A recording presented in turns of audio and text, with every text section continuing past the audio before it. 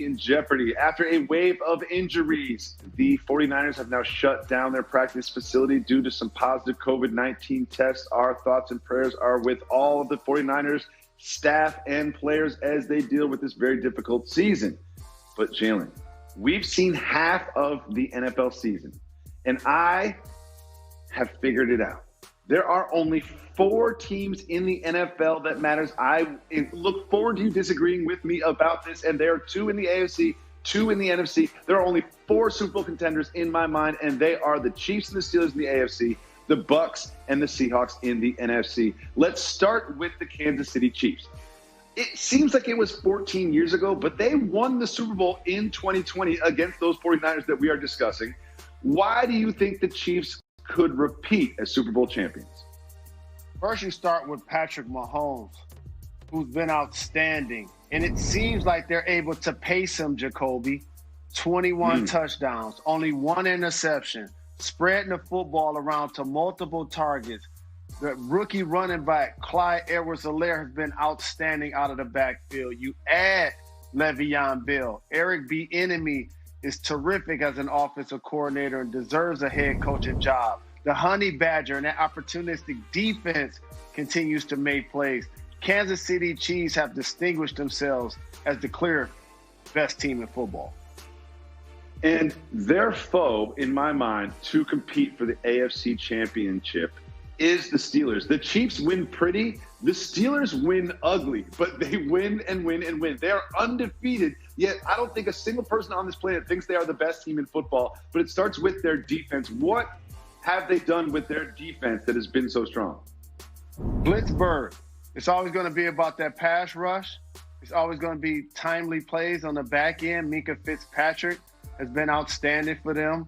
Watt on the front end. And then offensively, Big Ben and that receiving core, making plays. Claypool as a rookie has been outstanding. The Pittsburgh Steelers have an identity, and it's led by Mike Tomlin. They're going to play physical. They're going to get after the quarterback, and they want to limit their turnovers. This is who they've always tried to be.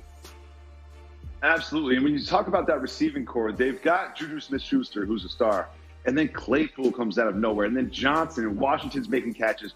Their receiving core is one of the things that supports that defense. But like I said, they win ugly. Now let's look at the NFC. And there's a team that is close to the top of the heap in the NFL, led by Tom Brady. Of course, I'm talking about the Tampa Bay Buccaneers. Jalen, what do they do on offense and defense that makes them one of these 4 teams contending for a Super Bowl? Todd Bowles and that defense has been outstanding. Last season, however, they were turning the ball over. Now that they're not doing that, the pass rush can get there. And now when they're able to create turnovers, the offense has a plethora of weapons led by Tom Brady under center.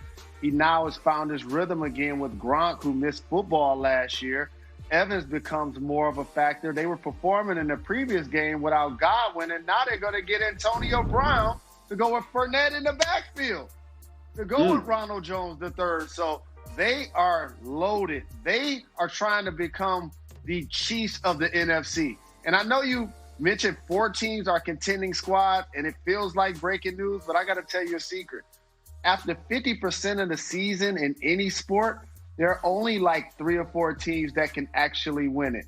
So yes, in the AFC, we're going to put some respect on the Ravens' name. No doubt about it. They did lose their left tackle. Lamar hasn't been as accurate this year as he was last year. However, when you have Humphrey in that back end and that physical defense, you got to give the Ravens a shot. We're not going to mention him as one of the 4 teams right now where you didn't, but they are going to be a team that has something to say about who wins it all. There are also some people watching in Wisconsin that are very upset with these 4 teams that I've identified as Super Bowl contenders. But I do want to say this about the Buccaneers is you talk about Fournette and adding Brown and Evans and Brady and all those stars they have on offense, but it is White and David on defense that really anchors that defense and keeps the other team from scoring. Yeah. And one thing I love about White and David is not only are they the best linebacker duo in the league, they're also 2 words that you would use to describe me, White and David. Now, there's one team that we have not mentioned, and that is the MVP frontrunner at this moment, Russell Wilson and the Seahawks. Jalen, why are the Seahawks included in this list of 4 teams that need to be considered as Super Bowl contenders? And now in the NFC, I'm going to give the Saints their hat tip like you did with the Packers. Because of Russell Wilson, he's been outstanding on a record-breaking mission after 8 games, throwing touchdown passes to Lockett the Rocket. And also, you got Metcalf on the outside, whether it's doing hustle plays like tracking down a defender, stopping a touchdown, or getting open and catching for 160 yards and 2 TDs in the previous game. If Carson can stay healthy and underrated back in the league, and we know about Pete Carroll's leadership to go with Russell Wilson, the Seahawks have built something special, and they will be one of those teams in the NFC that's going to be a tough out. I'm really glad that you mentioned the Saints because there's something going on with the Saints that people aren't really talking about. And I can't help but notice that Michael Thomas is not playing football on Sundays. And if you look at this full screen, which our director Alex is about to put up, there's a timeline of events that have happened with Michael Thompson that have led to him not playing that I need you to see through these words and tell me what's really going on in that locker room. So one of the things about getting a big deal in the offseason like Michael Thomas did and breaking receptions records like he did last year, you hope that momentum is going to carry to this season. He's dealt with a lot of injuries. You see the reaction to Drew Brees and not seeing eye to eye on social and political issues. And then you have an ankle injury. Then you have a hamstring injury. Then you punch a teammate.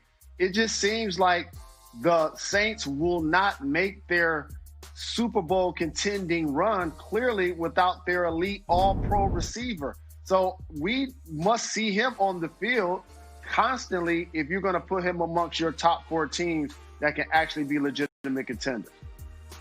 Because it seems to me, now listen, I'm not a doctor. I have no idea what his current health status is, but it feels like there's something more to this story than he tweaked a hamstring in practice and isn't playing. It sounds like that. As someone who's been covering sports for 20 years, there's sort of in between the lines, it feels like there might be something going on. So we will keep an eye on that story. Now, again, we didn't mention the Saints about one of our top 4 teams contending for Super Bowl. We also didn't mention the Packers. The Packers were a team that we kind of expected to pick up another offensive weapon yesterday at the trade deadline. They did not. Now, the Packers are in the division with the Lions, so I know you keep a close eye on them. And when we on the production call mentioned that they didn't add a weapon, you sort of rejected this idea. Why is that, Mr. Rose? So if you can't have the elite Super Bowl level success of the Patriots and mortgage a lot of your decisions like Bill Belichick talked about and winning a couple of those Super Bowls, I always applauded teams that had identities. The Pittsburgh Steelers, they're going to be physical. They're going to play defense. And in our division, the Green Bay Packers always made sure they kept a Hall of Fame quarterback and built their team around him. And what they never have done is taken wide receivers in the first round because they figure, of course, they're going to be special elite players that are exceptions to the rule, but they found a Devontae Adams in the second round. And when we say that they need weapons, he's a top 5 performer. Aaron Jones is a top 5 performer. They do have a big 3 in Green Bay. They're going to get Lazard back soon, who was playing well earlier in the season. And when Rodgers was spreading the football around, we weren't talking about that. Their offense ain't the issue. It's their run defense.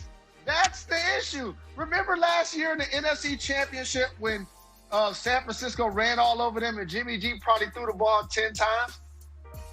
Well, last week, Dalvin Cook had how many touchdowns? 1, 2, 3, 4. That's right, 4 touchdowns rushing. Aaron Rodgers does not play defense. If you want to talk about what the Packers need to do, it ain't to add another wide receiver. It's to do something to shore up their run defense. Yes, they threw a short pass to Dalvin Cook, and it seemed like no one wanted to tackle him. He walked in the end zone looking over both shoulders like, but y'all not going to do this? But we talk about the Packers because if you remember the 4 teams that we discussed, they've all added top-tier players to bolster the roster for the stretch run. And look at these teams. 5 of the teams that we've been talking about as Super Bowl contenders have all added premier players headed into the stretch run. The Packers did not do so, and something tells me the people of Wisconsin are looking at their team, their GM, and their franchise sideways, because when you look at this list, it seems like everyone's getting ready And the Packers, once again, have not. Jalen, every once in a while, there's a video that appears on the internet or in sports that we need to discuss in detail. So you and I, right now, need to go to the table.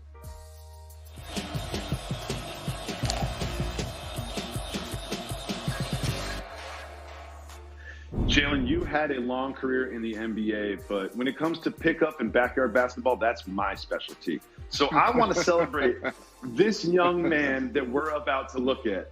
Now, I'm sure they set this up for us to clown this guy, but I love this guy. Not only does he have the 1996 jean shorts on, but he's got a rack of basketballs.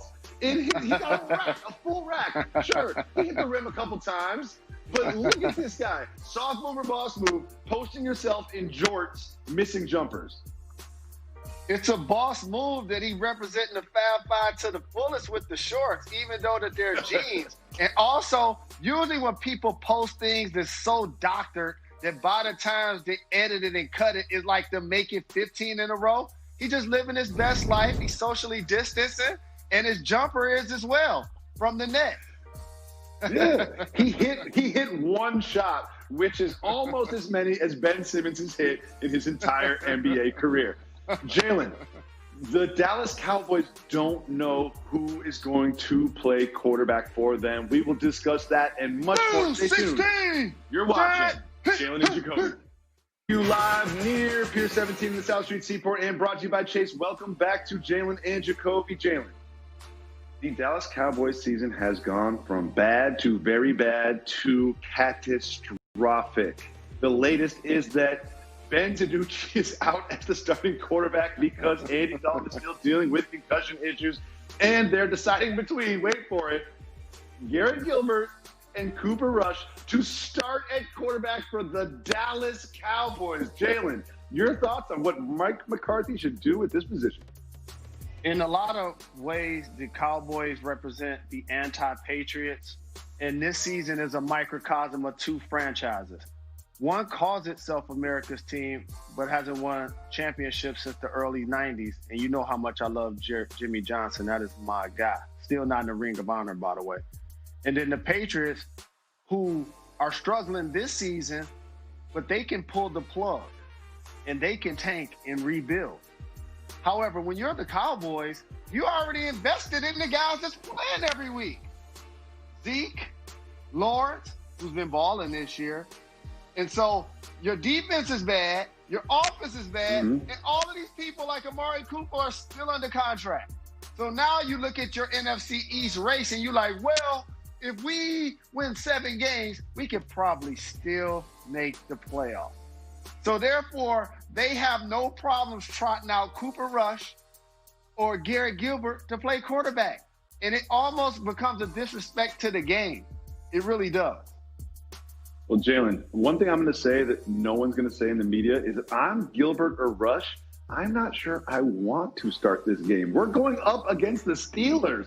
You've got Dupree. You've got Watt. You've got Blitzberg. Like, I think there's a part of each of them that's like, yeah, I'm actually fine with being the backup this week. There's a part of Ben DiNucci that's like, you know what? I'm good with not starting against the Steelers. So the Cowboys have 0 starting quarterbacks, and now we'll discuss a team that actually has 2 starting quarterbacks, the Miami Dolphins. They made the decision to start Tua Tagovailoa over Fitzpatrick. And here's the thing about that decision, which we just learned, is actually tied to the Texans, and let me explain why. The Dolphins have the Texans' first-round pick. The Texans have 1 win.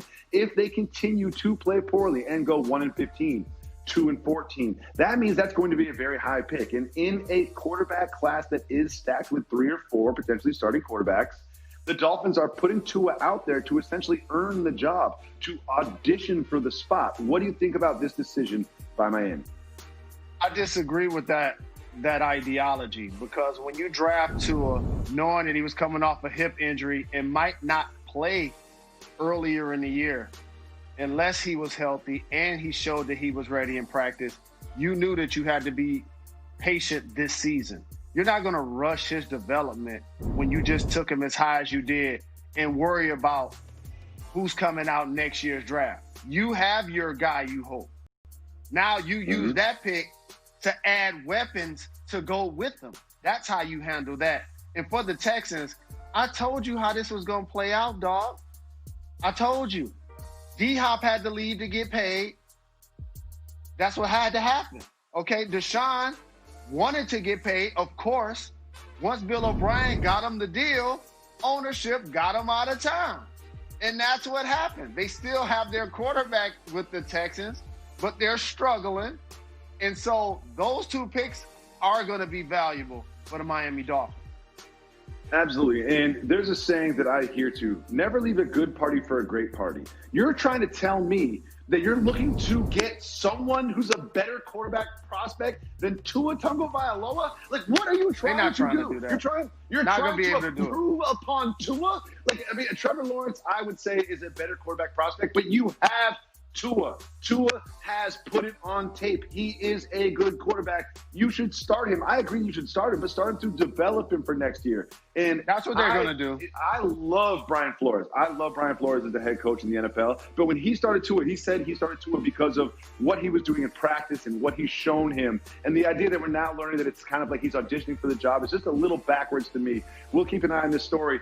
But another thing that we need to discuss is this. Do you remember when Mav Carter said that LeBron James spends $1 million a year on his health and his body and his nutrition? And I think that once LeBron said that, all other athletes started following that up, because now Russell Wilson is the latest to say that he spends $1 million a year, and he was talking to the Podfather when he said this, on his body recovery and health. Jalen, how could you possibly spend $1 million a year on like hyperbolic chambers and private shows? So, of course, there are exceptions to every rule, Jacoby.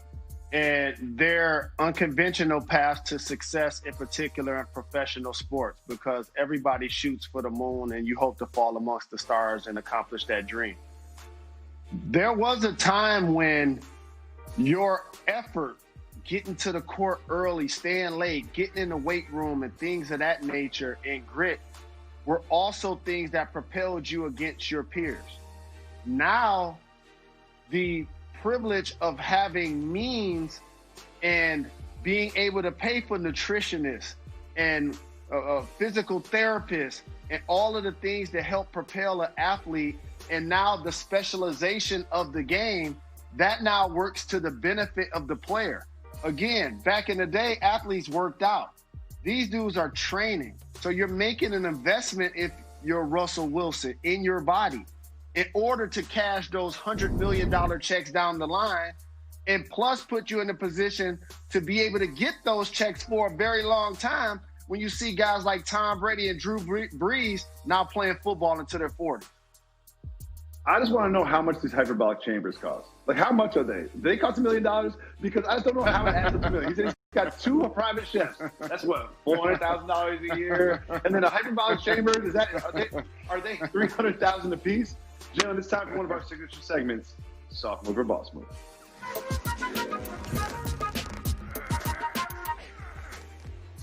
Minnesota football head coach PJ Fleck has done something unthinkable. Right after Halloween, he's already gone to the Christmas decorations. My thoughts are this is a soft move. Jalen, soft move or boss move, early November, Christmas decorations. This is a look at me soft move. Like those are the only people that do stuff like this. Like not right now. It's not even Thanksgiving. That's a look at me moment. That's a talk about me type of thing. How do you feel? That's how I feel. Here's how I feel is you don't disrespect the great. Back to Jalen and Jacoby. Jalen, I famously never do anything for the staff of this program, but you buy people lunch, you buy people breakfast, you buy people beverages, and John Lester, formerly of the Chicago Cubs, did not have his option picked up. And what did he do?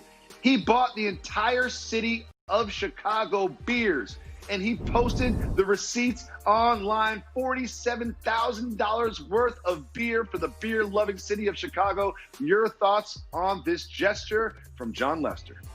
I think it's a thoughtful gesture to the fans, especially for the Cubs, who are considered some of the best in the history of baseball. Cost them $47,000. I wish I would have got a couple of them brews. Absolutely. And while he appreciates the city of Chicago, we appreciate our producer, Allison Porter. She is no longer going to be working on the show. She's worked with us through the pandemic. She sacrificed so much time and effort. We really appreciate her She's upgrading to work with Carrie Champion and Jamel Hill, a much better duo than us. Upgrade We will be back ya. tomorrow at 2 Upgrade p.m. ya. on ESPN.